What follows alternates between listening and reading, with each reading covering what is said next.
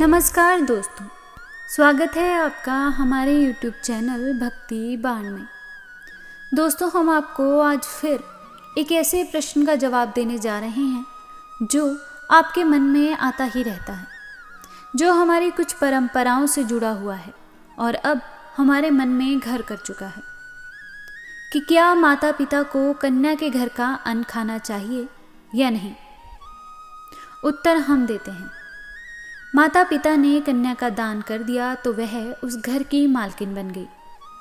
अब माता पिता को उसके घर का अन्न लेने का अधिकार नहीं है।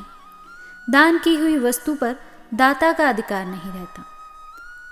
हमने एक कथा सुनी है जो आपको सुनाने जा रहे हैं, उसके बाद आप खुद निर्णय कर लीजिएगा। बरसाने का एक धोबी सुबह किसी काम के लिए नंदगांव गया।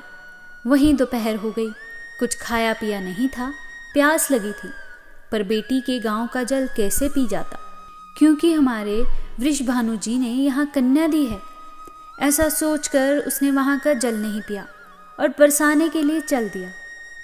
चलते चलते वह प्यास के कारण रास्ते में गिर पड़ा।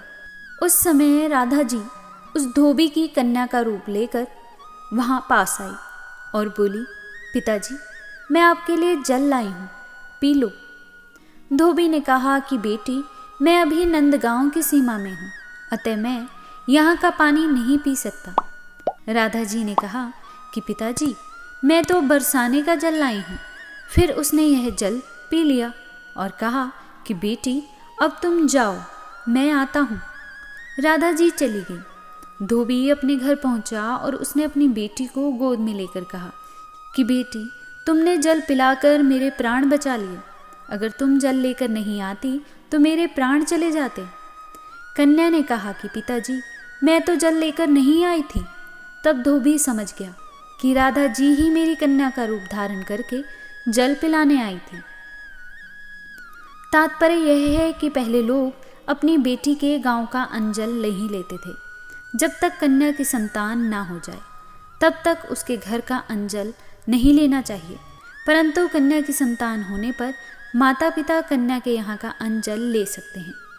कारण कि दामाद ने केवल पितृ ऋण से मुक्त होने के लिए ही दूसरे की कन्या स्वीकार की है। उससे संतान होने पर दामाद पितृ ऋण से मुक्त हो। बरसाने के लोग राधा जी को अपनी कन्या मानते हैं, ऐसा कहा जाता है। अतः कन्या पर माँ बाप का अधिकार हो जाता है। तभी तो दोहित्र अपने नाना नानी का श्राद्ध तर्पण करता है, उनको पिंड पानी देता है और परलोक में नाना नानी अपने दोहित्र के द्वारा किया गया श्राद्ध तर्पण पिंड पानी स्वीकार भी करते हैं। यदि कन्या की संतान पुत्री हो, पुत्र ना हो, तो भी उसके घर का अन्न ले सकते हैं, क्योंकि संतान होने से कन्यादान सफल हो जाता है। दोहित्र यानी दोता या दोती के उत्पन्न हुए बिना जो अपनी कन्या के ससुराल में भोजन करता है, वह मूर्ख घोर नरक में पड़ता है। दोता दोती के उत्पन्न होने पर पितृ सुखी होते हैं, कोई दुख नहीं रहता। फिर कन्या के पिता उसके ससुराल में भोजन भी कर सकते हैं। दोता दोती का अपने नाना की संपत्ति पर अधिकार भी निश्चित होता है। Like this video, subscribe this channel, press the bell notification icon.